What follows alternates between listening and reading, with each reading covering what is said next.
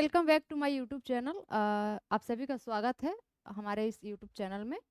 मैं आपके सामने उपस्थित हूँ पूजा, और आज का जो टॉपिक देख रहे होंगे आप लोग, वो टॉपिक का नाम है साइमन कमीशन। और आज कुछ अलग ही अंदाज में हम पढ़ाने का कोशिश कर रहे हैं। जैसा कि पीछे का जो भी हमारा मतलब 2 से 3 क्लास है, वो हमने खुद अपने हाथों से लिख करके पढ़ाया है। लेकिन हमने सोचा कि क्यों ना थोड़ा सा अलग चेंज जो है, मतलब चेंज किया जाए टॉपिक में। तो चलते हैं। सबसे पहले हम लोग ये जानेंगे कि साइमन कमीशन जो है, साइमन कमीशन क्यों आया था और इसको क्यों लाया गया था। तो साइमन कमीशन जो है, इसका गठन की अगर हम बात करते हैं तो गठन जो है इसका 8 नवंबर 1927 को होती है साइमन कमीशन की। और भारत में जब आती है ये, मतलब साइमन कमीशन जब भारत में आता है तो वो डेट जो हुआ करता है, यानी कि फरवरी में, यानी कि 3 फरवरी 1928 को जो है ये भारत आया था साइमन कमीशन, जो कि इसके विरोध में काफ़ी जो है काले झंडे दिखाए गए थे। और सबसे पहले अगर हम बात करते हैं तो साइमन कमीशन जो है बॉम्बे में आया था। तो साइमन कमीशन के बारे में हम लोग पढ़ेंगे आज। और साइमन कमीशन, सबसे पहले हम लोग जानते हैं कि साइमन कमीशन क्या था। तो साइमन कमीशन क्या था, इसके पहले ये एक प्रकार से कह सकते हैं ब्रिटिश आयोग था। ब्रिटिश का मतलब क्या होता है, आप लोग नाम में ही देख रहे होंगे, यानी कि ये जो है अंग्रेजों के द्वारा, अंग्रेजों के द्वारा जो है लाया गया एक कानून था, जिसको कह सकते हैं। और इसको जो है लाया गया, जैसा कि हमने बताया आपको, कि इसको जो है अभी 8 नवंबर 1927 का इसका गठन हुआ था।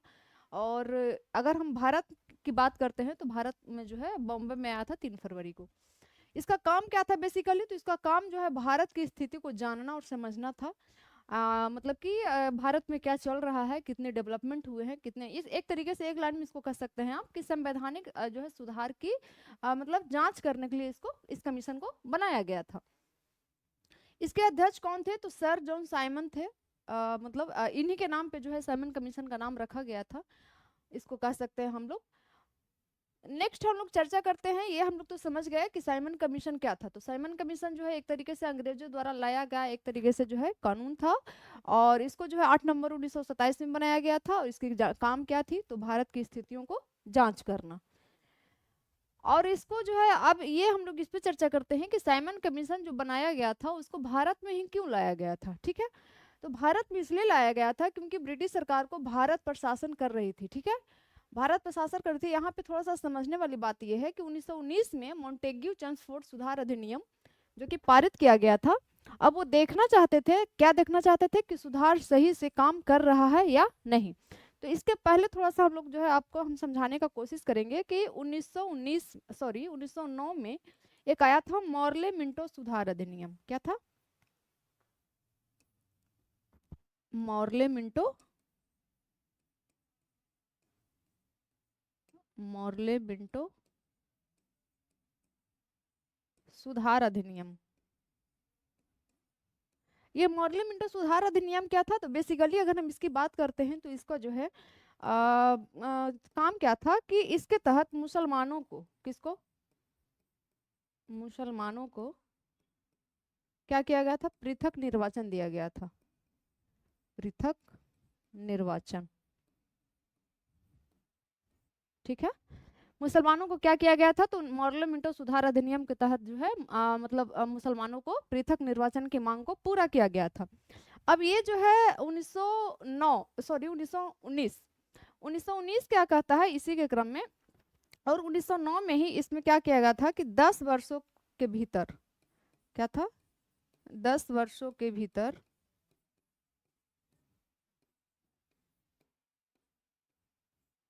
समीक्षा करना। समीक्षा मीन्स मतलब जांच करना।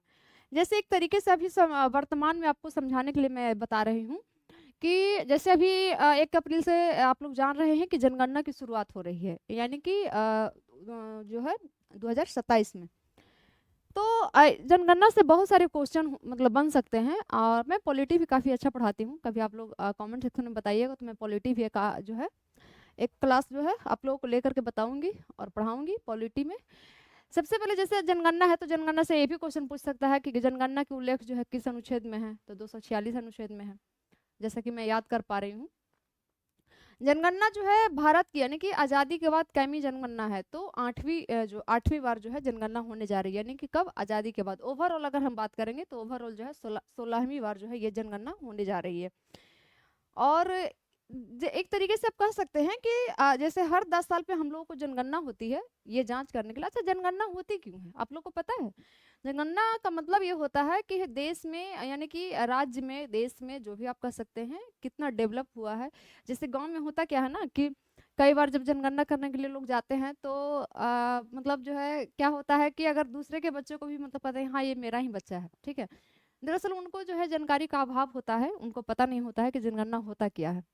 जनगणना बेसिकली होता इसलिए है कि जनसंख्या हमारे देश में कितनी वृद्धि हुई है, और उसी के आधार पे जो है, यानी कि जैसा कि आप लोग पॉलिटी में पढ़ते होंगे कि जनगणना की जनसंख्या या क्षेत्रफल के दृष्टिकोण से ही एमएलए की संख्या यानी सांसदों की संख्या की सीट जो है निर्धारित की जाती है चुनाव में।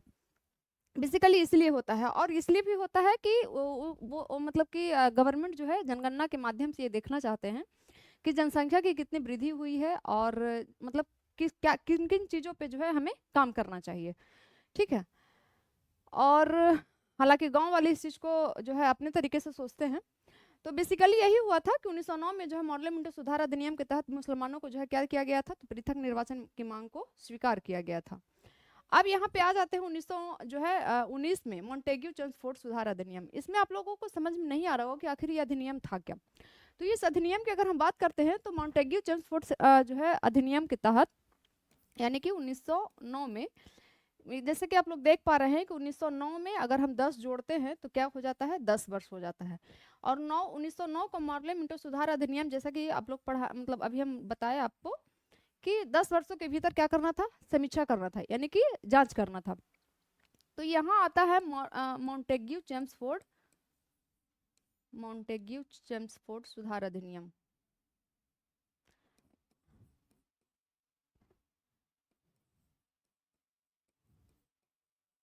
मॉन्टेग्यू चेम्सफोर्ड सुधार अधिनियम। इसके तहत क्या हुआ था, तो इसके तहत ये हुआ था कि जैसे मुसलमानों को यहाँ पे निर्वाचन के मांग को जब पूरा कर लिया गया, तो ईसाई और जो है ईसाई वर्ग के लोग हो गए, सिख वर्ग के लोग हो गए, भारतीय आंग्ल जो है लोग हो गए, उन लोगों ने भी ये कहा कि ऐसा कीजिए कि हमको भी जो है पृथक निर्वाचन की मांग चाहिए। तो इसी के तहत जैसे कई बार क्वेश्चन में ये भी पूछता है कि ईसाई और सिख की भारतीय आंग्ल जो भी लोग हैं उनको जो है पृथक निर्वाचन की मांग को कब स्वीकार किया गया था, तो यही जो है 1919 का। और इसी के तहत जो है प्रांतियों में द्वैध शासन की प्रक्रिया भी लाई गई थी, ठीक है। ये याद रखिएगा, दो क्वेश्चन इससे काफी इंपॉर्टेंट है। पहला ये हो गया कि प्रांतीय में द्वैध शासन का इसी एक्ट के तहत लाया गया था, प्रांत में द्वैध शासन की प्रक्रिया। दूसरा क्वेश्चन ये बनेगा कि सिख वर्ग हो गए, ईसाई हो गए और भारतीय आंग्ल लोग हो गए, ठीक है। अच्छा, भारतीय आंग्ल लोग कौन होते हैं? वो एक जो है अलग प्रक्रिया होती है, मतलब भारतीयों मतलब जैसे उनको एक स्पेशल दर्जा प्राप्त होता है भारत में। तो ये होगा, ये तीनों को जो है पृथक निर्वाचन की मांग को क्या किया गया था, इस अधिनियम के तहत स्वीकार कर लिया गया था, ठीक है। अब हम लोग नेक्स्ट जो है चर्चा करते हैं कि इसी के तहत अब होता क्या है कि इस आयोग में एक भी, हाँ देखिए ये इम्पोर्टेंट है, इस कमीशन में जो है यानी कि साइमन कमीशन में एक भी भारतीयों को शामिल नहीं किया गया था। जैसे सपोज अगर आप एक फॉर एग्जांपल जो है बताते हैं आपको कि जैसे मान लिया जाए कि आप घर के एक सदस्य हैं और आपके घर में मान लिया जाए कि किसी विशेष बिंदु पे जो है चर्चा हो रही है, सपोज यानी जैसे मान लिया जाए किसी का शादी फिक्स हो रहा है या घर का बंटवारा हो रहा है, और उस बंटवारे में जो है आप ही को अगर जो है मतलब इनवाइट ना किया जाए, यानी कि आपको अगर जो है नहीं पूछा जाए, तो एक इंसल्ट टाइप का फील होता है नहीं। तो इसी प्रकार से जो है जैसे आप घर के मुखिया हैं और आपको किसी फैसले में शामिल नहीं किया जाता है तो आपको कैसा फील होगा, लगता है ना थोड़ा सा कि भाई हमको क्यों नहीं पूछा। उसी प्रकार से जो है भारत में ये जो है आयोग आया था, यानी कि साइमन कमीशन आया था, और साइमन कमीशन में बेसिकली हुआ क्या कि इसमें जो है एक भी भारतीयों को जो है शामिल नहीं किया गया, एक भी भारतीय। यानी कि देख रहे आप लोग जो है नाम से भी देख रहे होंगे कि इसमें जो है पहला नाम जो आता है साइमन का जो है सर जॉन साइमन का आता है, सॉरी सर जॉन साइमन का आता है। दूसरा जो नाम आता है क्लीमेट एटली का आता है। ये क्लीमेट एटली जो है 1945 में, कब 1945 में फिर क्या होते हैं, यानी कि ब्रिटेन का पीएम बनते हैं, ठीक है। फिर उसके बाद बर्नर्ड हॉटसन हो गए, एडवर्ड जो है कैडोगन हो गए, जॉर्ज लेन फॉक्स हो गए, डोनाल्ड हार्डवर हो गए, हैरी वेरी लॉन्सन हो गए। यानी कि इतने सारे सदस्य जो थे, टोटल जो है 7 सदस्य थे इसमें, लेकिन एक भी भारतीयों को शामिल नहीं किया गया था। क्वेश्चन में ऐसे पूछेगा कि वो कौन सा कमीशन था जिसमें एक भी भारतीयों को शामिल नहीं किया गया था, तो ये साइमन कमीशन में। और इसी के चलते जो है भारतीय लोगों में काफी जो है रोष उत्पन्न होता है, आक्रोश उत्पन्न होता है। और कहने की बात यह है कि कहीं ना कहीं लोगों में नाराजगी की मतलब जो है ये थी कि जो मतलब कि हम लोगों को क्यों नहीं पूछे, क्या हम लोगों में इतना क्षमता नहीं है, क्या हम लोग इतना योग्य नहीं है कि इस जो है कमीशन में हम लोग मतलब शामिल हो सकें। तो होता यह है कि इस कमीशन में जो है जैसा कि हमने बताया था आपको कि इसका जो है गठन हुआ था 8 नवंबर 1900 जो है 27 ईस्वी को। और साइमन कमीशन का जो बॉम्बे में आया था, बॉम्बे, ठीक है, बॉम्बे में आया था 3 फरवरी 1928 को भारत आया था, ठीक है। अगर नियुक्ति की बात की जाए, इसमें 2 क्वेश्चन फंसा देगा। पहला क्वेश्चन पूछेगा कि साइमन कमीशन की नियुक्ति कब की गई थी, तो 8 नवंबर 1927 को। लेकिन यही क्वेश्चन अगर थोड़ा सा घुमाकर पूछेगा कि इसको भारत में साइमन कमीशन कब आया था, तो ये 3 फरवरी, ये डेट जो है आप लोग याद रखिएगा, 1928। ये भारत में जो है मुंबई, यानी कि अभी जो है हम लोग मुंबई के नाम से जानते हैं, लेकिन तब जो है यानी कि 1928 की बात हम लोग कर रहे हैं, तो उसमें जो है इसको हम लोग बॉम्बे के नाम से जानते थे। भारतीयों को लगा कि उनके साथ अन्याय हो रहा है, और तब उन्होंने जो है इसका क्या किया, विरोध करना शुरू किया। यानी कि जब बॉम्बे पूछा था मतलब ये साइमन कमीशन जब बॉम्बे में पहुंचा था, तब हुआ क्या कि जो है लोगों में पहले से ही मतलब रोष की भावना थी, उनको पता था कि जो है भारतीयों को शामिल नहीं किया गया है। तो लोगों ने जो है काले झंडे का जो है मतलब दिखा करके जो है इसका विरोध प्रदर्शन शुरू किया, बैलून जो है उसको, गुब्बारों को उड़ा करके जो है उसको विरोध प्रदर्शन शुरू किया। हालांकि बॉम्बे के बाद फिर दिल्ली में भी जाता, वहां भी इनका जो है काफी मात्रा में मतलब विद्रोह होता है, इनका विरोध होता है। उसके बाद जो है इस साइमन कमीशन के विरोध करने में काफी क्रांतिकारी महिलाएं भी शामिल होती हैं। आजकल की महिलाएं तो 2 लोगों पे ही मतलब रोड पे आती है। पहला कि आप लोग गेस कर सकते हैं किस किस मुद्दों पे आती है। वैसे हमें तो पता ही है कि जैसा कि हम जानते हैं कि महिलाएं जो है रोड पे कब उतरती हैं। पहला तो तब उतरती हैं जब उनको लगता है कि सबसे पहला उनका पॉइंट रहता है कि हमें छोटा छोटा जो है कपड़ा पहनने का अधिकार क्यों नहीं दिया गया है, हम रात को 12 बजे क्यों नहीं निकल सकते हैं। इसके लिए जो है लोग सवाल करती हैं कुछ महिलाएं, है ना। दूसरा कि जब 2 किलो की जगह पर जो 1 किलो उसको अनाज मिल जाए, यानी कि राशन जो मिलता है, अगर उस पर जो है रोड पे आती हैं कि हमको क्यों मतलब 10 केजी नहीं दिया जा रहा है। अगर उसके घर में 4 बच्चे हैं तो भले वो 4 बच्चे की जगह पे 5वें बच्चे को पैदा करके जो है सरकार से कह सकते हैं आप लोग कि जो है अनाज लेने के लिए खड़ी हो जाती हैं, तब आती हैं महिलाएं। ये 2 लोग जो मतलब ये 2 मुद्दा ऐसा है कि महिलाएं काफी आगे आती हैं। बाकी किसी भी मुद्दे से उसको जो है मतलब नहीं होता है कि क्या हो रहा है देश में, क्या नहीं हो रहा है, हमारी जो है मतलब राजनीतिक व्यवस्था भारत की कैसी है, इस पे उसका कोई सवाल नहीं होता है। कैसे हमारा शोषण हो रहा है, उस पे सवाल उसका नहीं होता। उसको क्या चाहिए भाई, तो हम छोटा कपड़ा पहन कर क्यों नहीं निकल सकते हैं, उस पे जो है मतलब क्या ही बोल सकते हैं। सबका अपना अपना विचारधारा है, अपनी अपनी स्वतंत्रता है ना। तो हम लोग अपने टॉपिक पे बात करते हैं। और उसी के क्रम में जो है यानी कि जब बॉम्बे में जो है विरोध प्रदर्शन हो रहा था, तो एक महत्वपूर्ण नाम है, ये VVI, इसको कर लीजिए आप लोग, जो है यूसुफ मेहर अली। यूसुफ मेहर अली ने जो है साइमन गो बैक का नारा दिया था। ये क्वेश्चन काफी हिटिंग है, जो पूछा हुआ है कि साइमन गो बैक का नारा किसने दिया था, उसमें ऑप्शन में दे देगा 2 मतलब कुछ भी। तो ये यूसुफ मेहर अली ने जो है साइमन गो बैक का नारा दिया था, ठीक है। अब हम लोग नेक्स्ट चर्चा करते हैं। हाँ, अब आते हैं हम लोग लाला लाजपत राय के बारे में, थोड़ा सा इनके बारे में जान लेते हैं। ये भी जो है लाहौर में क्या कर रहे थे, तो साइमन का जो है विरोध प्रदर्शन कर रहे थे। और इसी के दौरान जो है होता क्या है कि साइमन मतलब इसी के विरोध प्रदर्शन में, यानी कि साइमन का ही विरोध प्रदर्शन में लाला लाजपत राय की जो क्या होती है, एक वहाँ के लाहौर के जिस समय मतलब 1929 का, जैसा कि आप लोग पढ़े होंगे, 1929 का जो है लाहौर अधिवेशन हुआ था, उसकी अध्यक्षता कौन किए थे, तो पंडित जवाहरलाल नेहरू, आप लोग को पता होना चाहिए। तो वहाँ के एक ASP हुआ करते थे जिसका नाम था सैंडर्स, के नाम से हम लोग जानते हैं, पूरा नाम जो है सर जॉन ए सैंडर्स के नाम से हम लोग उसको जानते हैं। तो उन्हीं की लाठियों से जो है क्या होती है, इनकी मृत्यु हो जाती है। और कब होती है इनकी मृत्यु, तो 17 नवंबर 1928 को हो जाती है, ठीक है। लाला लाजपत की मृत्यु जो है कई बार पूछा हुआ है, ये डेट आप लोग जो है BPSC TRE में शायद ये क्वेश्चन पूछा हुआ है कि लाला लाजपत राय की मृत्यु कब हुई थी। तो 17 नवंबर 1928 को इनकी मृत्यु हो जाती है। और ये भी पूछा हुआ है कि किनके लाठियों से इनके ऊपर प्रहार किया गया था, तो सांडस की लाठियों पे। सांडस कौन थे? तो एएसपी थे लाहौर के। तो विरोध प्रदर्शन कर रहे थे और उसी क्रम में जो है इनको जो है लाठियों से इनकी क्या हो जाती है, काफी चोट पहुंचती है। सांडस की लाठी मतलब एक तरीके से कह सकते हैं काफी उनको अंदरूनी चोट आती है। कई दिन वो हॉस्पिटलाइज रहते हैं, उसके बाद जो है काफी मतलब 15-20 दिन के बाद इनकी मृत्यु हो जाती है। साइमन कमीशन असफल रहा, लेकिन इससे कुछ युवाओं में आक्रोश पैदा हुआ था। जैसे हो गए युवाओं में क्रांतिकारी के नेता के रूप में जैसे चंद्रशेखर आजाद हो गए, भगत सिंह हो गए, ये सारे लोगों में जो है क्या हुआ था, आक्रोश पैदा हुआ था। और इसी स्वतंत्रता संग्राम को जो है गति मिली। यानी कि जैसे जैसे मतलब जैसे जैसे साइमन के बाद देखिए हम लोग पढ़ेंगे कि गोलमेज सम्मेलन होता है, फिर गांधी इरविन समझौता होता है, और उसके बाद जो है पूना पैक्ट होता है। धीरे धीरे जो है हम लोग स्वतंत्रता की ओर बढ़ रहे थे। और इसके बाद जैसे लाला लाजपत राय की मृत्यु हो जाती है इसी के विरोध प्रदर्शन में, जैसा कि होता है। उसके बाद हम लोग पढ़ते हैं नेहरू रिपोर्ट। नेहरू रिपोर्ट में पढ़ना क्या है, अच्छा दरअसल बात यह है कि जैसा कि हमने अभी पढ़ा कि साइमन कमीशन का विरोध प्रदर्शन हो ही रहा था, तो 1928 ईस्वी में जो है मोतीलाल नेहरू जो है क्या करते हैं, मतलब कि मतलब एक तरीके से कह सकते हैं ना। अच्छा एक क्वेश्चन और काफी इंपॉर्टेंट है, उसके बारे में थोड़ा सा हम चर्चा कर लेते हैं। उसके बारे में थोड़ा सा चर्चा करते हैं कि साइमन कमीशन जो है मतलब क्यों लाया गया था।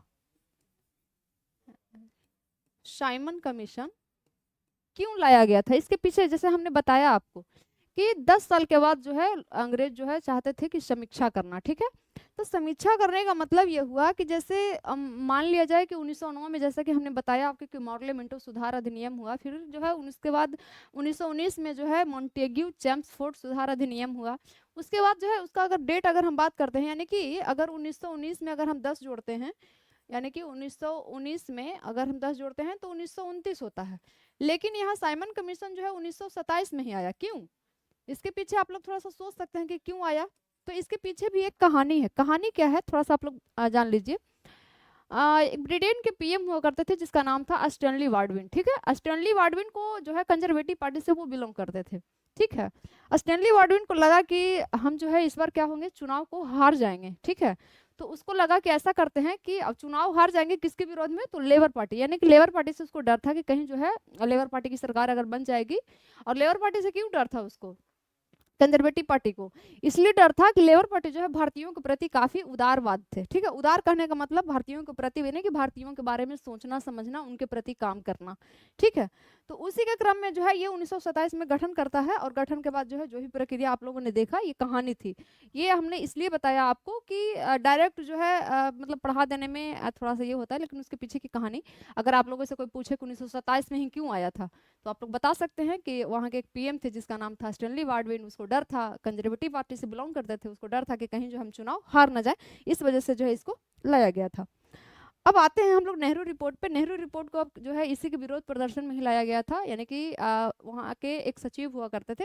एक सेकेंड, यहाँ के अगर हम सचिव की बात करते हैं, भारत के सचिव के बारे में, तो उसका नाम था लॉर्ड वर्कन हेड। लॉर्ड वर्कन हेड ये कौन था, तो ये सचिव था।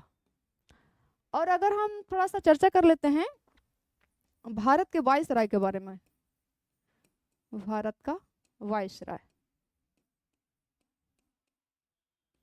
तो भारत का वायसराय कौन था, लॉर्ड इरविन।